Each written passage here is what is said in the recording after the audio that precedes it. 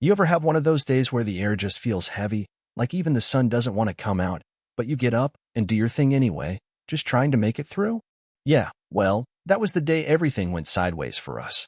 I mean, you wouldn't expect it, right? A quiet Sunday afternoon in Wilmington, California. That's the kind of place where people leave their doors unlocked. Kids chase ice cream trucks. Nothing bad ever happens until it does. And that's the thing. My niece, Aya, she was just 9, just a kid with her sketchbook tucked under one arm and an apple in her hand, walking home from the community center like she'd done 100 times. The sidewalk glowed gold in the late sun, 2 blocks to her house, when a black and white police cruiser rolled up slow beside her. Now, I wasn't there, but I heard everything, every word, every cry, because Aya had the shortcut I drilled into her phone, just in case. Officer Ray Dunning leans out, sunglasses slipping, all cold and cocky. You lost, sweetheart? That's how he talks to a 9-year-old. Aya does what I taught her, polite but firm. No, sir. I live right there. Points down the street, still a kid, still trusting. ID, he barks. She blinks, says, I'm 9. She doesn't have ID. Who the hell expects a kid to have ID? But he gets out anyway, boots hitting the concrete. Where's your parent? He demands. Aya says, at home. I just left art class. He snaps, don't get smart, and grabs her wrist so fast the sketchbook drops. The apple rolls into the gutter. She's just standing there, whispering, please let go. And then comes that sound you never forget, a crack, loud and sharp. Her arm, bent in a way no arm should ever bend, and Aya's on the ground, sobbing. She didn't fight. She didn't do anything. But Dunning, he's looming over her like she's some threat, muttering, that's what happens when you don't listen. Now here's the twist he never saw coming. Aya's phone had already dialed me, her Aunt Lauren, ex-military, regional boxing champ, and most importantly, the only person my brother Stephen trusts with his little girl. I heard everything. The snap. Her scream. The way he called her a brat. I didn't hesitate. Grabbed my keys, threw on a hoodie, bolted out the door, whispering, you picked the wrong little girl. Meanwhile, over at Wilmington General, the ER is chaos until the EMTs wheel in a little black girl, arm broken, no explanation, just dumped at the curb by a cop who didn't even give his name. The staff move fast, x-rays, pain meds, but Aya just keeps whispering, I didn't do anything. The nurse notices she's still clutching her phone, call running, 30 minutes and counting. I'm flying down the freeway, focused, hearing her cries over and over, thinking, I taught her that emergency shortcut, never imagining she'd need it so soon. My brother Stephen calls. He's halfway across the world on a film shoot. But when I tell him he broke her arm, he's dead quiet. Where is he? Gone. Dumped her and ran. Stephen says, find him, hold him. I'll come through the walls myself if I have to. I say, stay calm. I got her. And he just hangs up. I hit the hospital, push past the front desk. I'm her emergency contact. Aya Eagle, 9, broken arm. Room number? The nurse points room 6. When I walk in, I see Aya, so small and shaking, her arm in a brace, tears all down her face. The second she sees me, she cries harder. I drop to my knees, hug her close, whisper, I'm here. I got you. She whispers, he just grabbed me. I told him my name. I told him who my dad was. I freeze. You told him. I told him I was Stephen Eagle's daughter. He laughed. And just like that, I know this wasn't an accident, wasn't fear or confusion. It was deliberate, targeted. I replay the emergency call for the nurses. They hear it, Aya's cries, Dunning's voice, the snap, and the room goes cold. Who was the officer? They ask. I'm about to find out, I say. And I do, thanks to a friend in LAPD Internal Affairs, Sergeant Maria Soto. 10 minutes later, I've got everything.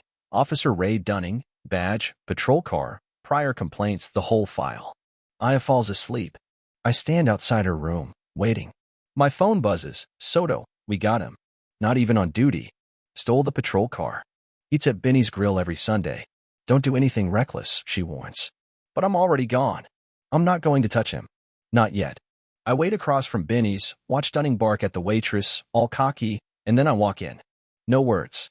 I just play Aya's emergency call, her cries, that crack, and the whole diner goes silent.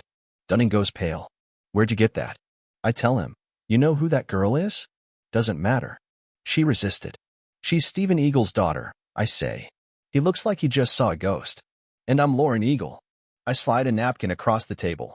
Room 6, Wilmington General, 9 years old, broken arm, audio, witnesses, internal affairs. By the time my brother gets here, you'll be lucky to keep your badge. He tries to puff up, but I slam both hands on the table, whole place jumps. What you did wasn't fear. It was cowardice. You broke the wrong little girl. Now I'm going to break your career. I walk out. My phone buzzes, Sergeant Soto again. The waitress just called it in. Dunning's done. But I'm not finished. By sunrise, that emergency call is viral, posted anonymously. It rips across the internet. In 12 hours, it's everywhere, every feed, every news cycle. People march. People rage. The nation listens because the voice on the tape is raw, a child begging, an officer barking, a bone breaking. And when the world realizes she's Stephen Eagle's daughter, forget it. There's no more hiding. By 9 the next morning, Dunning's off the grid, but it's too late. News fans in front of his house, drone overhead, Wilmington PD scrambling. Some officers are muttering. Some are just scared. Nobody defends him now. I sit with Aya, her cast covered in signatures. You're brave, you matter, justice is coming. Stephen hasn't landed yet. I keep the room calm, because I know, if he sees her before I explain, there won't be a city left. But I'm not waiting. By midday, I'm in the precinct lobby, folder in hand, walking straight to the desk. I need your commanding officer. Inside the folder, every receipt, dispatch logs, call transcripts, EMT records, a letter from internal affairs. Captain Riley tries to play it cool. He's on administrative leave. I just stare him down. He shattered a 9-year-old's arm and ran. No report. No call-in. You call that procedure? I throw down another folder, 3 more complaints, all buried. I'm not here because I'm an eagle. I'm here because you let this happen. You have until tomorrow to fire him, or we go public. He blinks. Are you threatening the department? I'm giving you a chance to survive what's coming. By 2 p.m., there's a protest outside, signs, chants, families, neighbors. I'm not shouting. I just watch. My phone buzzes again. Soto. They've frozen his pay, flagged his badge, reviewing him for excessive force. Not enough, I say. What are you going to do? She asks. What you won't. That night, I post a video. No filters, no edits. Just me, hand on Aya's cast, saying, some people hide behind a badge. We're not afraid of uniforms. We're afraid of silence. Ray Dunning heard a child and walked away. Now I'm walking toward him. Next time, don't touch a girl with wings. By sunrise, justice for Aya is global. The nation's awake. Tuesday morning, Stephen and I park near Dunning's house, yellow paint peeling, mailbox full. We see him, duffel bag, badge on his belt, about to run. I step out. I wouldn't leave just yet. He freezes. What do you want? I want you to feel a taste of what you gave her. He says, she resisted. I don't let him finish. I hit him, not wild, not angry, trained. He crumples. Hurts, doesn't it? I twist his arm behind his back. Think about how scared she was. Sirens close in. I drop a sealed envelope on his chest, lawsuit, subpoena, restraining order. You're done, Ray. And if you come near her again, I won't stop. The cops cuff him on his own car, neighbors filming. No one's surprised. Word spreads, Dunning in cuffs, me standing over him, silent. The image hits every screen. In the department, some officers stew, but others, quietly, in the halls nod. They'd seen Dunning for years.